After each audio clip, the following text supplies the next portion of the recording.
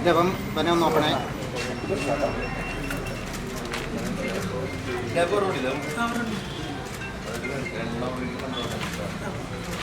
ഇവിടുന്ന് പോകുന്നുണ്ട് കേട്ടോ.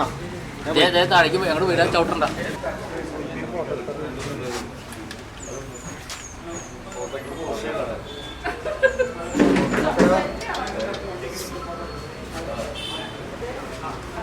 അവിടെ മതി.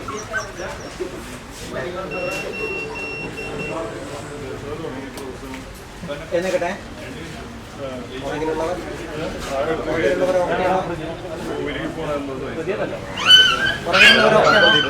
CCTV കണ്ടിരുന്നത്. നമ്മൾ അതിനോട് രാവിലെ 9 മണിക്ക് ഷോപ്പ് തുറക്കാൻ എത്തിയിട്ടാണ് അറിഞ്ഞത്. അന്നേരം നമ്മൾ വേഗം ക്യാമറയിൽ നോക്കിയിട്ട് വേഗം പോലീസ് സ്റ്റേഷനിൽ പരാതി നൽകുകയും പിന്നെ കൂടാതെ നമ്മുടെ ഗ്രൂപ്പുകളിലൊക്കെ ഈ പെയിൻ്റ് വീഡിയോ ഒക്കെ അയച്ചിരുന്നു. ഇവർ ഷോപ്പിൽ വന്നിരുന്നു അന്നത്തെ ദിവസം വരുന്നില്ല. നമ്മൾ അന്നത്തെ ഉള്ള നോക്കിയിരുന്നു. ഇവരാരും ഷോപ്പിൽ ഇവരാരും വന്നിട്ടില്ല.